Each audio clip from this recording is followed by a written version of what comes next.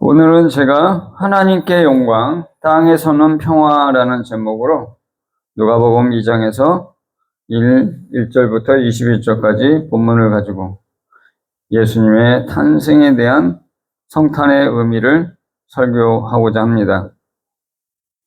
예수님이 탄생한 당시는 로마 제국이 지중해 지역을 정복해서 다스리던 시대입니다. 유럽의 남부와 아프리카 북부, 소아시아와 팔레스타인 지역이 바로 지중해 연안에 해당합니다.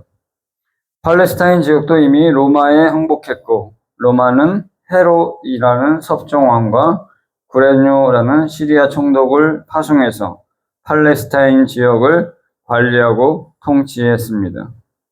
그러면 1절부터 3절까지 같이 읽겠습니다.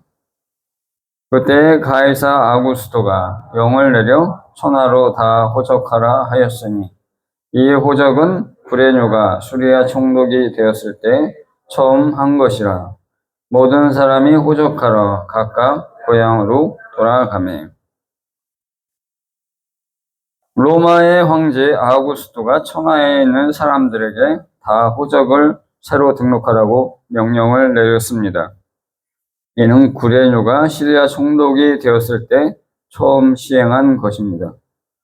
이에 모든 사람이 호적을 등록하려고 각각 고향으로 돌아갔습니다. 아우구스토는 아우구스투스라는 황제의 칭호이며 존경할 만한 존엄자, 신이라는 뜻이 있습니다. 실제 인물은 가이우스 옥타비아누스입니다. 그는 율리우스 케이사르의 조카이며 양자였고 율리우스의 정당한 후계자였습니다. 즉, 그는 로마에서 최초로 황제가 된 사람입니다. 그는 기원전 27년부터 서기 14년까지 41년간 로마를 통치했고, 당시 지중해 지역은 아우구스투스의 평화라고 불릴 정도로 안정과 질서가 확립되었습니다. 그는 구세주로 불리며 태어났고 대제사장이라는 칭호를 취하며 황제를 신의 반열에 올려놓았습니다. 즉, 황제 숭배를 시작한 것입니다. 이 아우구스투스가 로마 제국 전체에 호적을 명령했던 황제입니다. 아우구스투스의 호적 등록은 앞으로 징수할 과세를 위한 것이었으며 모든 지역의 사람들은 자신의 출생지 도시에 가서 등록을 해야 했습니다. 이를 통해서 각 사람의 종족명과 가족명이 표시되었습니다. 아우구스투스의 호적령으로 인해 다윗의 후손인 요셉과 마리아가 베들레헴으로 가게 되었고, 결과적으로 그곳이 예수의 탄생지가 된 것입니다. 유대 백성에게는 로마 황제의 명령에 의해 실시되는 이 인구조사가 굴욕적이고 외세에 의한 침해였으며 식민지 백성으로서 이스라엘이 로마에 충성해야 한다는 점을 상기시켰습니다. 호적이 로마 황제에 의해서 강압적으로 시행된 굴욕이었지만 하나님은 이 호적령을 통해서 다윗의 후손이 베들레헴에서 나올 것이라는 예언을 성취하신 것입니다. 이렇게 하나님은 놀라우신 역전의 하나님이십니다. 4, 5절을 같이 읽겠습니다. 요셉도 다윗의 집 족속이므로 갈릴리 나사렛 동네에서 유대를 향하여 베들레헴이라 하는 다윗의 동네로 그 약혼한 마리아와 함께 호적하러 올라가니 마리아가 이미 잉태하였더라. 갈릴리 나사렛 동네에 살고 있던 요셉이라는 사람이 있었습니다. 그는 다윗의 가문에 속한 사람입니다. 이 사람도 호적을 등록하기 위해 유대 지역 베들레헴이라는 다윗의 동네로 그 약혼녀 마리아와 함께 올라갔습니다. 이때 마리아는 이미 잉태한 상태였습니다. 마태복음에서는 이 요셉과 마리아가 정혼한 상태였으나 마리아가 잉태했다는 것을 요셉이 알고 조용히 드러내지 않고 파혼하려고 했습니다. 왜냐하면 남편이 있는 여자가 다른 남자와 간음한 경우 돌에 맞아 죽을 수밖에 없기 때문에 요셉이 마리아를 위해서 그렇게 하려고 결심한 것입니다. 그때 천사가 요셉에게 나타나서 마리아가 잉태한 것은 성령으로 된 것이라고 말합니다. 이는 간접적으로 마리아가 다른 남자와 간음한 것이 아니라는 것을 시사합니다. 그리고 아들을 낳으니 그 이름을 예수라 하라고 지시했습니다. 요셉은 천사의 지시대로 파혼을 하지 않고 마리아를 데려다가 동거했으나 동침하지 않았다고 서술되어 있습니다. 누가복음 1장에서 마리아는 그에게 나타난 천사가 그녀가 성령으로 잉태하여 아들을 낳을 것이라는 말을 듣고 믿음으로 기꺼이 순종했습니다. 그리고 천사가 말한 대로 그녀가 아기를 잉태한 것입니다. 이 두 사람이 그러한 과정을 거쳐서 이렇게 다윗의 고향으로 호적을 등록하기 위해 떠났습니다. 갈릴리 나사렛에서 베들레헴으로 가기 위해서는 최소 3일 길을 걸어가야 합니다. 사마리아 지역을 피하기 위해서 요단강을 따라난 길로 내려가서 베들레헴까지 가는 길은 만삭의 여인이 가기에는 분명 굉장히 고되고 힘든 일이었을 것입니다. 따라서 마리아가 나사렛에 머물지 않고 요셉과 동행을 했다는 것은 호적을 하는 당사자가 반드시 스스로 출석해서 확인을 받아야 했던 것 같습니다. 그래서 마리아도 남편을 따라서 무거운 몸을 이끌고 베들레헴으로 가야 했습니다. 그러면 왜 이 두 사람은 베들레헴으로 가야 했을까요? 물론 겉으로는 로마 황제의 호적을 하라는 명령 때문입니다. 하나님의 살아계심을 믿지 않는 사람들의 생각에서는 로마 황제만이 드러나기 때문입니다. 하지만 성경의 관점에서 보면 하나님의 계획 때문입니다. 왜냐하면 하나님께서 이전에 미가 선지자를 통해서 그리스도가 베들레헴에서 나실 것을 말씀하셨기 때문입니다. 미가서 5장 2절입니다. 베들레헴 에브라다야 너는 유다 족속 중에 작을지라도 이스라엘을 다스릴 자가 내게로 나올 것이라. 그의 근본은 상고에 영원에 있느니라. 하나님은 이스라엘을 다스릴 자 메시아가 작은 촌동네인 베들레헴에서 나올 것이라고 말씀하셨습니다. 그러나 그의 근본은 상고에 영원에 있는 분입니다. 이는 메시아의 신성에 대한 말씀입니다. 즉 이스라엘을 다스릴 자는 베들레헴에서 탄생하나 그는 신성을 가진 하나님이라고 말하는 것입니다. 그는 만물이 창조되기 전부터 계셨던 영원하신 하나님이라는 뜻입니다. 6, 7절을 같이 읽겠습니다. 거기 있을 그때에 해산할 날이 차서 첫 아들을 낳아 강보로 싸서 구유에 누였으니 이는 여관에 있을 곳이 없음이더라. 베들레헴에 있을 때 아이를 해산할 날이 차서 첫 아들을 낳았고 아기를 강보로 싸서 구유에 누였습니다. 그들이 여관에 투숙하지 못하고 가축의 막사에서 아이를 낳게 된 이유는 마을에 그들이 투숙할 여관이 없었기 때문이었습니다.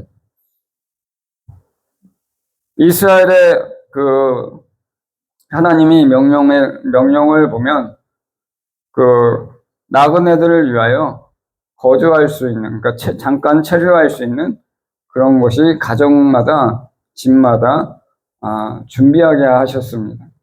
그러면 투숙할 여관이 없었다는 것은 무엇이냐면 사람들이 이 부부를 받아들이지 않았다는 뜻입니다.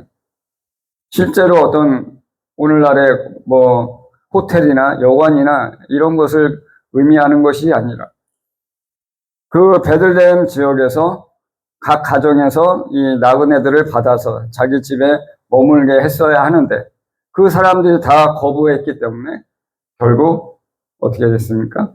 가축의 막사에서 밤을 지새고 거기서 아기를 낳을 수밖에 없었던 것입니다. 우리는 요셉과 마리아가 머문 곳이 흔히 마구간으로 생각하는데 사실 당시의 말은 양이나 염소처럼 흔한 동물이 아닙니다. 매우 비싸고 소유하기 어려운 동물이었을 것입니다. 지금도 말이 비싼 동물이지만 그 당시에는 더욱 그러했을 것입니다. 따라서 일반 백성이 말을 소유하고 그 말을 위한 마구간이 베들레헴이라는 촌동네에 있었다는 것은 생각하기가 굉장히 어렵습니다. 그래서 저는 양이나 염소를 가두는 곳이었을 것이라고 생각합니다. 그리고 가축들을 가두는 장소라면 배설물로 인해 냄새가 많이 났을 것입니다. 새로 태어난 아기가 가축들의 배설물로 인해 나는 진한 냄새를 맡아야 하는 고역도 겪은 것입니다. 8, 9절을 같이 읽겠습니다. 그 지역의 목자들이 밤에 밖에서 자기 양떼를 지키더니 주의 사자가 곁에 서고 주의 영광이 그들을 두루 비추매 크게 무서워하는지라. 그 지역의 목자들이 밤에 밖에서 자기 양떼를 지키고 있었는데 하나님의 천사가 그들에게 나타나 곁에 섰습니다. 하나님의 영광이 그들을 두루 비추니 그들이 보고서 크게 두려워했습니다. 8절에서 우리는 예수님이 하루 중 밤에 태어나셨다는 것을 알 수 있습니다. 여기서 왜 천사들 목자들에게 나타났을까 궁금하지 않습니까? 저는 두 가지 정도를 생각해 볼 수 있다고 생각했습니다. 첫째는 목자들이 목축을 위해서 자기 양떼를 이끌어 목초지를 찾아다니는 상황에서 양들을 지키기 위해서 밤에도 자지 않았다는 것입니다. 즉 다른 사람들이 자기 집에서 숙면에 취해 있는 시간에 목자들은 들에서 양들을 지키기 위해 밤을 지새우고 있었던 것입니다. 이는 예수님이 탄생한 시간에 그 소식을 전할 깨어있는 대상이 목자들이었다는 것입니다. 둘째는 목자는 노예나 종이 아닌 일반인 중에서 가장 천한 직업이었습니다. 이스라엘 백성이 광야를 떠돌던 때에는 목축이 중요한 산업이었습니다. 그러나 이스라엘이 가나안에 들어가서 정착한 이후 그들의 주 산업은 이제 목축이 아니라 농경이 된 것입니다. 즉 이스라엘 사회는 농경사회가 이미 된 것입니다. 다윗의 부모와 형들이 목축을 하지 않고 막내인 다윗에게만 그 일을 전담시킨 것만 보아도 목축에 대해서 경시하는 사회적 시선을 알 수 있습니다. 목축은 이제 목자들이 고용되어 고용주에게 삭을 받고 일하는 상태가 되었고 목자들은 목축을 하는 것만으로 생계를 유지하기가 힘들어서 농사일도 부업으로 하게 되었습니다. 이렇게 이스라엘 사회에서 천대받던 목자들에게 구주가 오신 소식은 가장 놀라운 기쁜 소식이 되는 것입니다. 10절에서 12절 같이 읽겠습니다. 천사가 이르되 무서워하지 말라. 보라 내가 온 백성에게 미칠 큰 기쁨의 좋은 소식을 너희에게 전하노라. 오늘 다윗의 동네에 너희를 위하여 구주가 나셨으니 곧 그리스도 주시니라. 너희가 가서 강보에 쌓여 구유에 누워있는 아기를 보리니 이것이 너희에게 표적이니라 하더니 천사가 목자들에게 나타났을 때 목자들이 무서워했다는 것을 알 수 있습니다. 그런데 왜 목자들은 무서워했을까요? 그것은 죄인인 사람 안에 있는 두려움 때문입니다.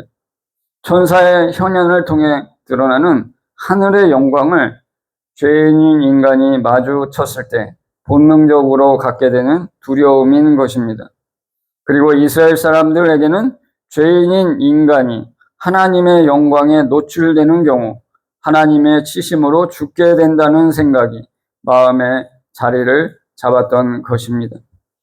천사가 목자들에게 무서워하지 말라고 한 것은 그가 온 백성에게 미칠 큰 기쁨의 좋은 소식을 전하기 위해 왔기 때문입니다.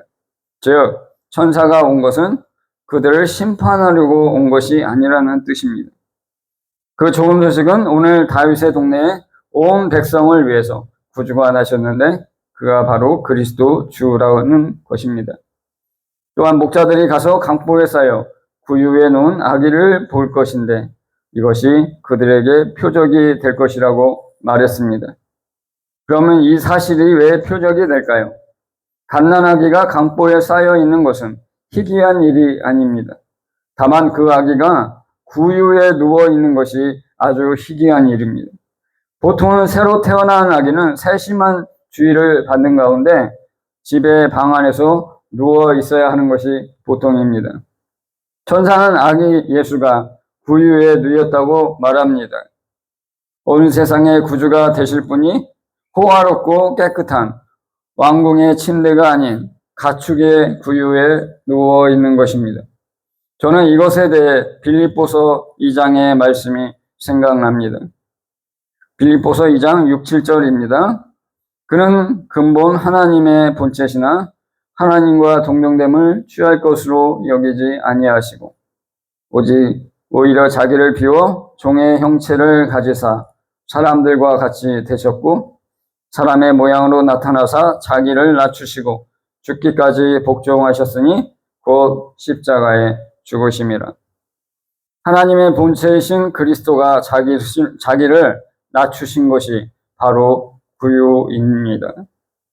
하늘에서 영광의 보좌에 앉아서 천사와 천군들의 찬양을 받으실 분이 스스로 자신을 낮추어 가축의 구유에 누우신 것입니다.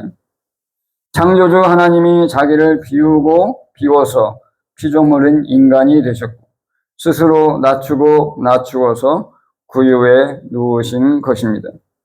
그리고 나중에는 죄가 없으신 분이 죄인들과 함께 십자가에 달려 죽으셨습니다. 허북의 성도 여러분, 저는 예수님이 가축의 구유에 누우신 것이 스스로 낮추신 사건이라고 표현했습니다. 구유가 무엇입니까? 가축에게 먹이기 위해서 사료를 주는 것입니다. 가축들이 구유에 다가와서 사료를 먹는 것입니다. 지금 예수님은 그 가축을 먹이기 위한 장소인 구유에 누워 있다는 것입니다. 즉 이것은 상징적으로 주님이 가축보다도 더 낮아졌다는 것을 우리에게 시사합니다.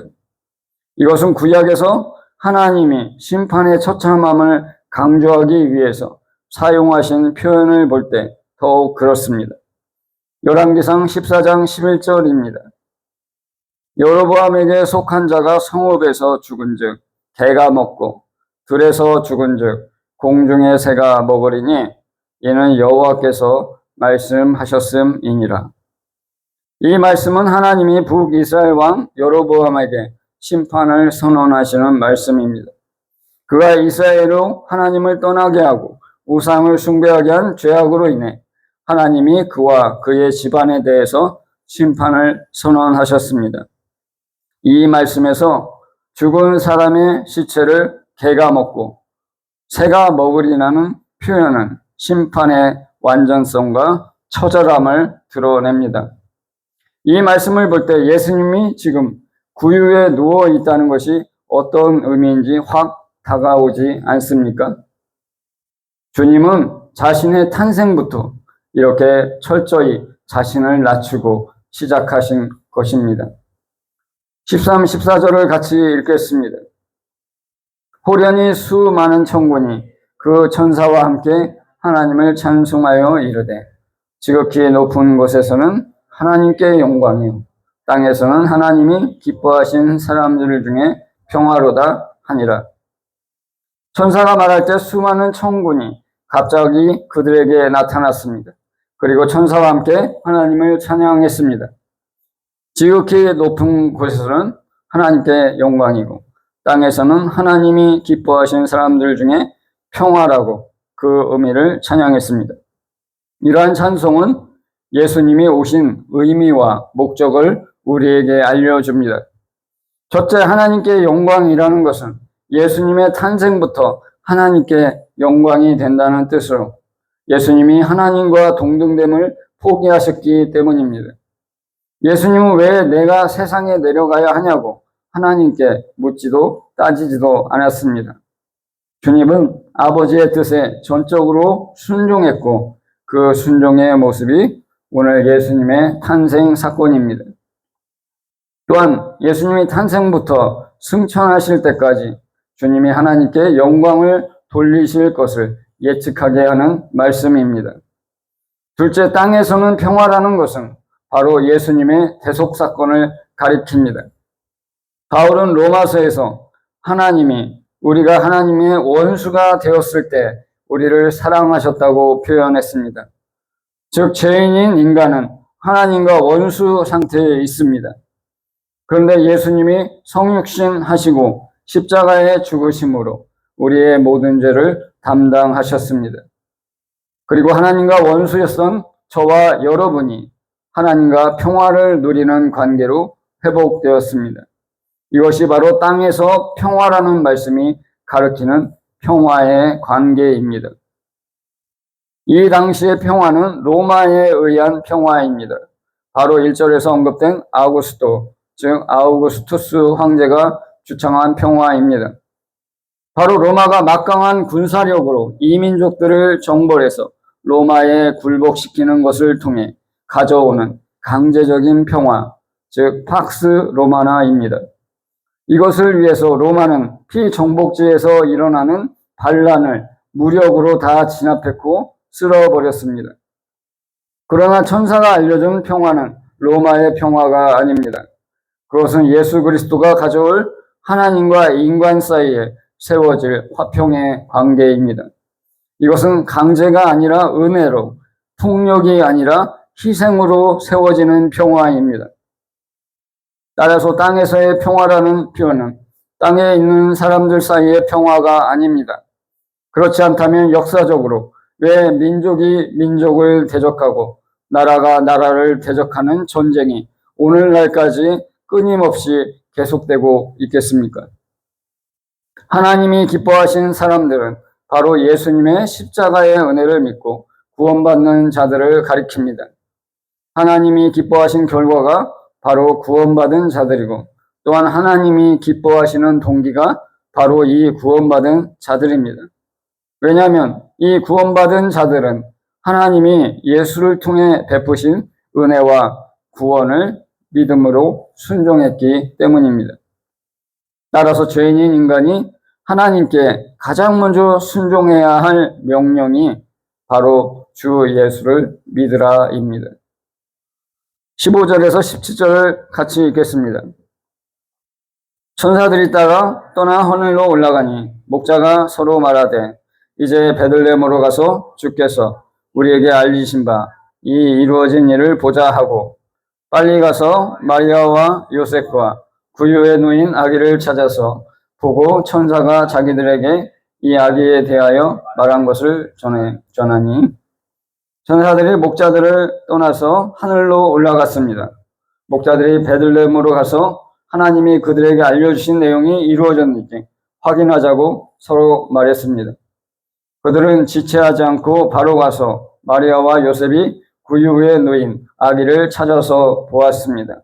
그리고 천사가 그들에게 아기에 대해 말한 것을 요셉과 마리아에게 전했습니다. 18, 19절을 같이 읽겠습니다. 듣는 자가 다 목자들이 그들에게 말한 것들을 놀랍게 여기되 마리아는 이 모든 말을 마음에 새기어 생각하니라. 목자들의 말을 전해 들은 사람들이 다 놀랍게 여겼습니다.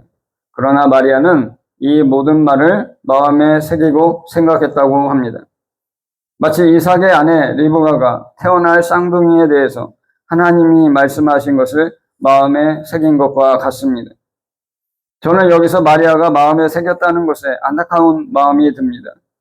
왜냐하면 왜 요셉은 마음에 새겼다는 표현이 없을까요? 정작 중요한 일에 대해서 남자들이 주의 깊게 듣고 마음에 새기지 못하는 것이 매우 안타깝습니다. 그런데 또한 이것은 현실에서 많이 나타나는 현상입니다.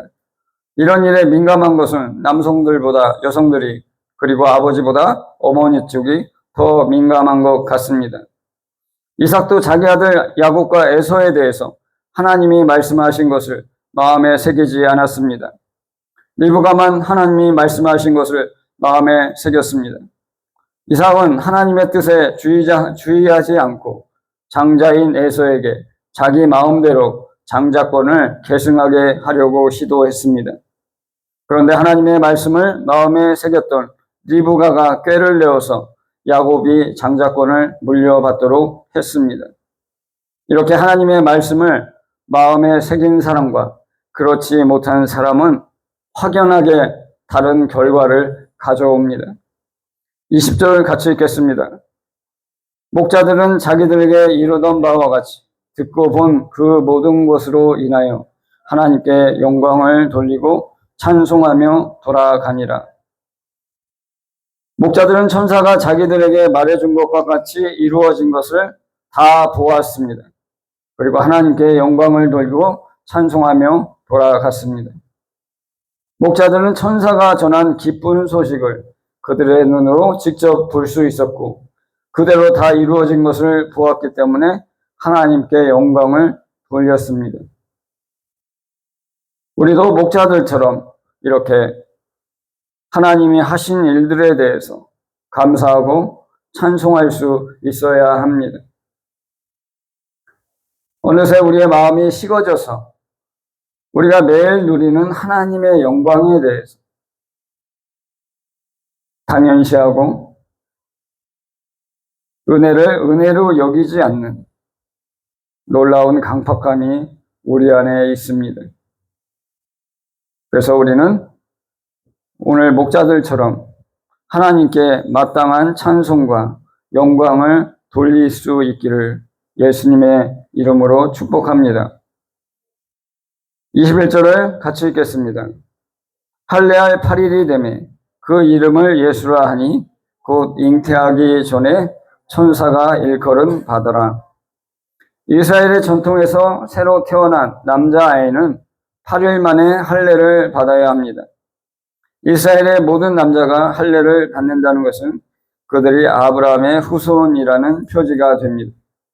따라서 할례는 아브라함의 후손으로서의 자격과 이스라엘 공동체의 일원으로서의 자격을 입증하는 필수적인 의식이라고 할 수 있습니다. 8일째 되는 날에 아기의 부모가 그 이름을 예수라고 지었습니다. 이는 아기를 잉태하기 전에 천사가 마리아에게 명령한 것입니다. 또한 그 후에 천사가 요셉에게 명령한 것입니다. 왜냐하면 마리아에게는 잉태하기 전에 말했고 요셉에게는 잉태한 후에 말했기 때문입니다. 누가복음 1장 31절입니다. 보라 내가 잉태하여 아들을 낳으리니 그 이름을 예수라 하라. 이는 마리아가 잉태하기 전에 천사가 마리아에게 말씀한 것입니다. 마태복음 1장 21절입니다. 아들을 낳으리니 이름을 예수라 하라. 이는 그가 자기 백성을 그들의 죄에서 구원할 자이심이라 하니라. 이는 천사가 요셉에게 마리아가 잉태한 후에 나타나서 하신 말입니다. 따라서 21절에서 잉태하기 전에 천사가 말했다는 것은 마리아에게 말한 것입니다. 여기서 누가복음의 특징이 드러납니다. 누가는 복음서에 등장하는 인물들 중에서 여성을 중심으로 기록했다는 것입니다. 지금도 아버지인 요셉의 입장에서가 아니라 마리아의 입장에서 기록된 것을 통해 이것이 드러납니다. 또한 천사가 목자들에게 전한 말을 듣고 아버지 요셉이 마음에 새겼다는 것은 언급되지 않은 채 마리아가 마음에 새겼다는 것도 그러한 예에 해당합니다. 태어난 지 8일째를 할례와 관련해서 표현한 것은 이 가족이 할례를 하고 나서 해야 할 일이 있다는 것을 예고하기 위해서입니다. 바로 아기 예수와 부모가 정결 예식을 위해 성전을 방문해야 하기 때문입니다. 아기를 낳은 여인은 일정한 시일이 지나면 성전에 가서 정결 예식을 행해야 합니다. 이를 통해 하늘의 성전이신 예수님이 땅의 성전을 최초로 방문하는 역사적인 사건이 일어납니다. 성전의 원조이신 예수님이 성전의 모형을 찾아가는 것입니다. 그러나 하늘의 성전이 땅의 성전을 방문한 것을 아는 사람은 단 2사람이었습니다. 그들 외에는 아무도 그 사건을 알지 못했습니다. 오늘의 말씀을 맺겠습니다. 오늘은 크리스마스 주일입니다. 영광의 보좌에서 내려와서 피조물인 사람이 되어서 세상에 오신 하나님 예수께서 탄생하신 것을 기억하고 기념하는 날입니다. 그가 이렇게 사람이 되어서 오신 이유는 바로 오늘 나오는 말씀처럼 하나님께는 영광이요 땅에서는 평화를 이루기 위해서입니다. 예수님은 그분의 탄생부터 십자가의 죽으심까지 모든 과정을 통해서 하나님께 영광을 돌렸습니다. 또한 십자가의 죽으심으로 우리의 모든 죄를 대속하시고 하나님과의 화평한 관계를 회복되게 하셨습니다. 그러면 오늘날 예수님의 구원의 은혜를 믿음으로 하나님과의 화평을 누리게 된 저와 여러분은 앞으로 어떻게 살아야 할까요? 그것은 우리가 예수님처럼 사는 것입니다. 예수님처럼 하나님께 영광을 돌리기 위해 사는 것입니다. 또한 하나님과의 회복된 평화 안에서 떠나지 않고 계속 머무는 것입니다. 하나님께 영광을 돌리기 위해 산다는 것은 내가 영광을 받지 않겠다는 결단이 필요합니다. 내가 선한 일을 하고 봉사를 하고 또 다른 무엇인가를 하는 동기가 나의 만족과 유익과 사람들의 칭찬과 명성을 받기 위해서라면 이는 하나님의 영광을 위함이 아닙니다. 내가 능력이 있어서, 내가 남들보다 뛰어나서, 내가 잘해서, 내가 철저하게 준비해서라는 자기의 공로를 주장하지 않고 철저히 하나님께 모든 영광을 돌리는 것입니다. 여러분의 삶의 모든 순간에 하나님께 영광을 돌리는 것입니다. 하나님이 모든 것을 하셨습니다. 하나님이 다 이루셨습니다. 하나님의 능하신 손길 때문입니다. 이렇게 고백해서 여러분 자신이 영광을 취하지 말고 하나님께 온전히 영광을 돌리기를 예수님의 이름으로 축복합니다. 하나님과의 평화의 관계 안에 머문다는 것은 어떠한 의미일까요? 그것은 철저하게 예수와 그분의 이름을 의지하고 증거하는 것에 있다고 생각합니다. 예수님 하나님과 사람 사이에 평화의 보증이 되시기 때문입니다. 내가 스스로 거룩해져서 하나님과 화평한 것이 아닙니다. 내 스스로의 의로움 때문에 하나님과 평화로운 관계 안에 있는 것이 아닙니다. 또한 세상을 사랑하지 않고 나를 위해 죽으신 예수님을 사랑하는 것입니다. 세상은 나를 유혹하고 범죄하게 하고 넘어지게 하고 타락시키려고 하지만 주님은 나를 의롭게 하기 위해 대신 죽으신 분입니다. 그러므로 세상의 것을 탐하지 말고 오직 그리스도의 사랑 안에서 자신을 발견하는 것입니다. 그리스도의 구원의 은혜를 받은 자로서 저와 여러분은 세상을 사랑하지 않고 세상을 복음으로 정복하는 주의 군사로 서야 합니다. 이렇게 예수님처럼 하나님께는 영광이 되고 하나님과의 평화의 관계 안에서 떠나지 않는 저와 여러분이 되시기를 예수님의 이름으로 축복합니다. 오늘 본문을 통해서 페르시아 제국의 고레스 왕의 칙령을 통해서 유대인이 70년 만에 포로에서 본토로 돌아오도록 역사하신 하나님께서 로마 황제인 아우구스투스의 호정령을 통해서 예수가 베들레헴에서 탄생하게 하신 것을 살펴보았습니다. 이렇게 하나님의 보이지 않는 섭리는 놀랍고 두렵습니다. 하나님은 이렇게 당신이 말씀하신 것을 신실하게 성취하시는 전능하신 하나님입니다. 그런 하나님이 오늘 나에게 무엇이라고 말씀하시는지 듣는 것이 그래서 중요합니다. 왜냐하면 하나님은 반드시 말씀하신 대로 다 이루시는 신실하신 하나님이시기 때문입니다. 그러므로 여러분이 스스로 하나님의 전능하심을 찬양하고 의지하면서 하나님의 말씀을 약속으로 붙잡고 취할 수 있기를 예수님의 이름으로 축복합니다. 하나님께서 여러분 각자에게 주시는 말씀을 구하십시오. 그 말씀을 당신에게 주시는 하나님의 약속으로 믿고 포기하지 않겠다고 인내하고 고백하십시오. 이렇게 모두 함께 하나님 앞에 결단하고 고백하시겠습니다. 함께 기도하겠습니다.